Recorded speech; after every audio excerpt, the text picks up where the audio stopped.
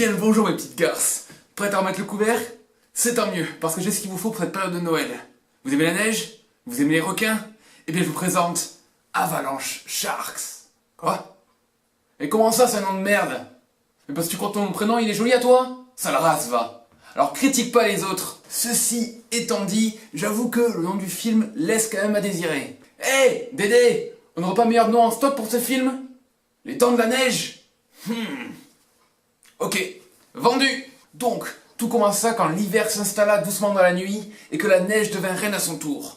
Dans ce royaume de solitude, 2 skieurs ouvrirent le bal des glissades.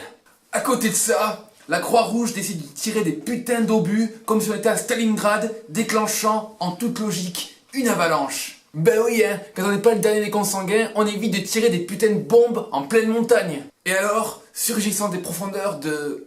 la Terre, probablement, arrive un requin qui attaque un des 2 skieurs. Et ouais, on déconne pas, 2 minutes de film et déjà un mort. Et puis, ça s'appelle Avalanche Sharks ou pas, bordel de merde? Alors que l'autre vient de tartiner de la confiture sur une branche, comme on étalerait de la chantilly sur son pénis, survient la seconde mort. Ce à quoi notre Maccabée répond...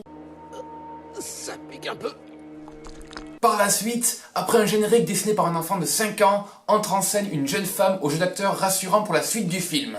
Après ça donc, on a le droit à la quintessence de l'humanité. Va skier, moi je préfère trouver un mec pété de thunes qui m'emmènera faire du shopping. Mais après tout, qui s'en bat les couilles de ce qu'elle raconte? Parce que... boobs!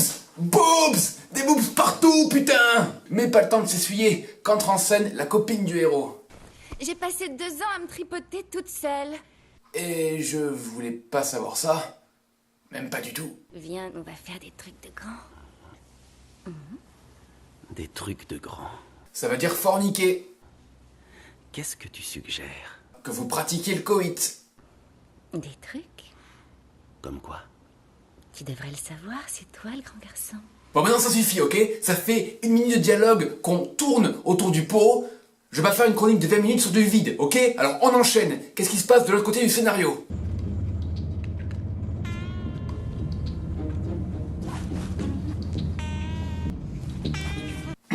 Donc, je disais donc, de l'autre côté du scénario, Jean-Kévin nous raconte qu'il y a longtemps, dans une galaxie lointaine, très lointaine, et je déconne pas, il dit vraiment ça, une méchante race en péril a envoyé une armée de requins de l'espace trouver une nouvelle terre habitable. Et, manque de bol, l'un d'eux a atteint la Terre. Il ne lui restait plus qu'un seul propulseur auxiliaire. C'est ce qui empêcha ce requin voyageur d'ajuster sa trajectoire dans l'atmosphère terrestre et de plonger dans l'océan Pacifique. Et il s'est écrasé ici, dans ces montagnes.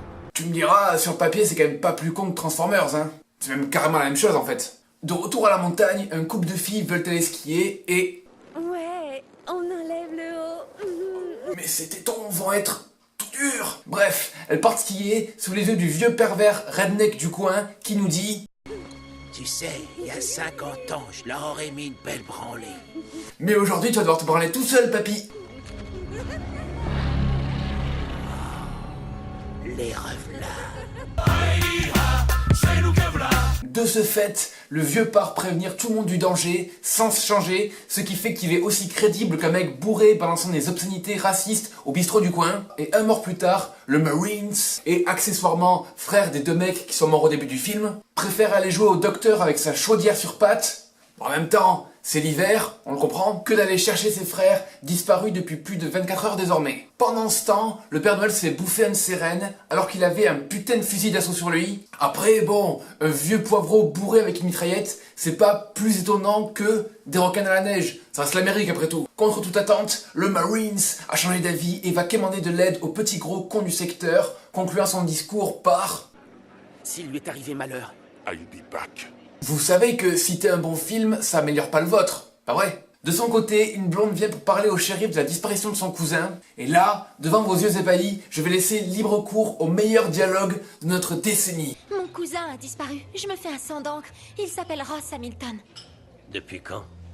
Depuis sa naissance. Mais je ne vois pas le rapport. Bien joué. Alhamdoulilah. Shredder! Shredder! Attends, je me suis évanoui? Depuis quand est-ce qu'on a fait un crossover avec les Tortues Ninja? Pendant ce temps, sorti de nulle part, on rencontre un couple tentant de se retrouver, bien qu'ils soient à 2 mètres l'un de l'autre, qui fait de la randonnée en pleine montagne. On fait ça pour le bien de notre couple, Mike. On ne peut pas juste glander, boire de la bière et niquer tout le temps. Ben si. Bah si. Ha, tu vois. Ben non. Pardon.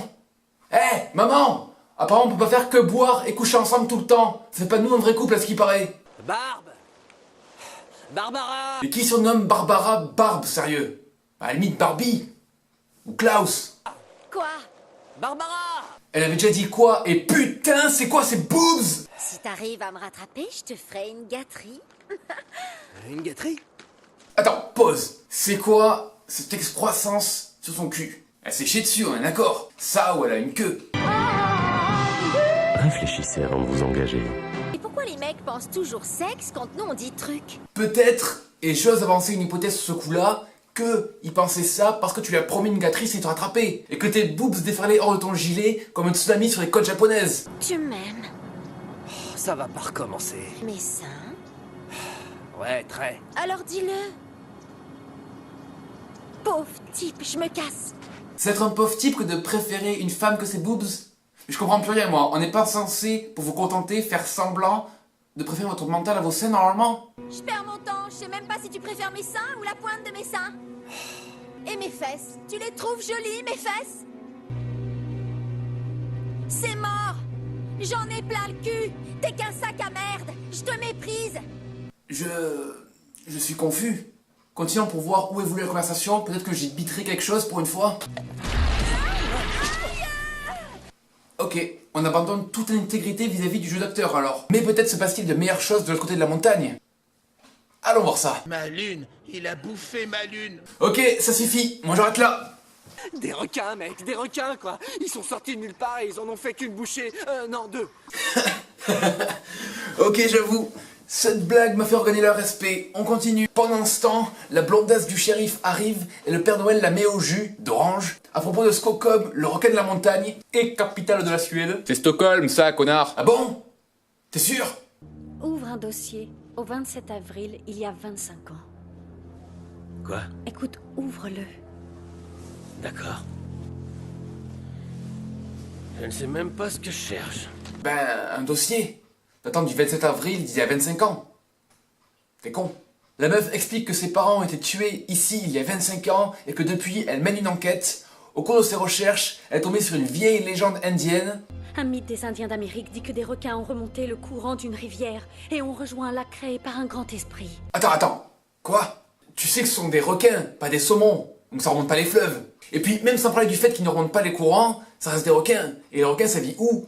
Dans l'eau de mer, pas dans l'eau douce. Même en admettant qu'ils font partie des 7 espèces de requins à vivre dans l'eau douce, merci Wikipédia, ça explique pas le fait qu'ils se déplacent dans la putain de neige quand même. Parce que des requins dans de l'eau douce, je dis pas, hein, mais des requins dans la poudreuse, j'attends de voir l'explication rationnelle à tout ça. Ils nagent dans la neige mieux que leurs congénères des mers. Ça devrait tellement être le slogan du film, sérieux. Appeler la cavalerie et dire envoyez les Ghostbusters, s'il vous plaît. Arrêtez de citer des films cultes pour vous revaloriser, sinon je deviens violent après. Pendant ce temps, un mec de plus meurt. D'ailleurs, ça serait peut-être pensé à fermer la station un jour ou l'autre. Le Marines part donc prévenir le shérif que des requins attaquent la station et tout le monde se retrouve dans le poste de police. Entre en jeu le maire le plus irresponsable de tous les temps. Enfin, vous voilà.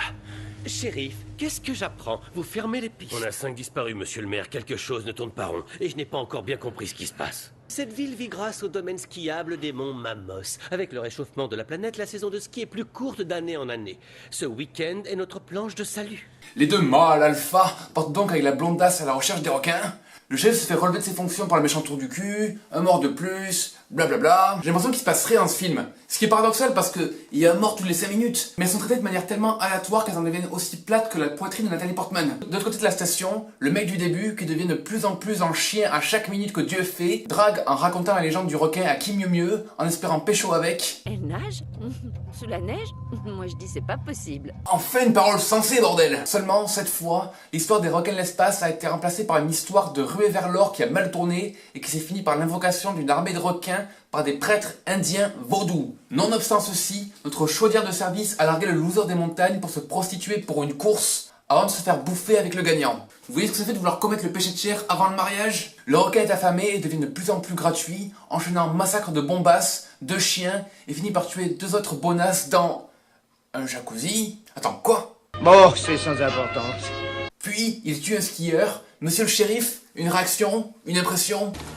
Fiche le camp, ça craint, dépêche. Merci, shérif. Une avalanche se déclenche, tuant probablement une centaine de personnes. Les héros se retrouvent bloqués dans la neige alors que les requins approchent, la panique s'installe et le Marines doit sauver tout le monde. Creuse, creuse, creuse! Le shérif meurt, l'enculé se fait attaquer en plein visage, mais pour la première fois du film, il est seulement blessé par du maquillage de la forfouille. Le héros veut donc aller le sauver. Il est quasiment mort. Si on l'amène ici, il va se réchauffer et se vider de son sang. Dehors, il va geler tranquillement, il ne sentira rien et il pourra mourir en toute dignité. Ouais, c'est logique, je crois. Le héros va sauver l'enculé et défonce le Père Noël à coups de fusil à pompe. Pendant ce temps, une fille tombe sur des bouts de bois bouffés par les mythes. Le héros se fait attaquer par un requin plongeant dans la station de police pendant que les blondes fuient. Il nous fonce dessus. Si c'est vraiment un requin, il ressent surtout les mouvements. Parce que tu te dis que peut-être son acuité visuelle est basée sur le mouvement, comme le tyrannosaure, et qu'il t'oubliera si tu ne bouges pas, mais non. Mais, comme dans Jurassic Park, la fille se met à fuir et du coup se fait bouffer alors que le requin explose. Ou implose, je sais pas trop. Le requin, il est mort. Je sais pas. Ah ben non, du coup, je crois pas. Merci beaucoup pour cette intervention. Pendant ce temps, la brune continue de redresser les poteaux. D'ailleurs, tu peux venir redresser mon poteau quand tu veux, chérie. Alors que le vieux con hurle à la mort. Ferme-la, s'il te plaît. J'ai mal, mec. Tu te fous de moi ou quoi? Non, Dale, c'est pas mon genre. Je suis un marine.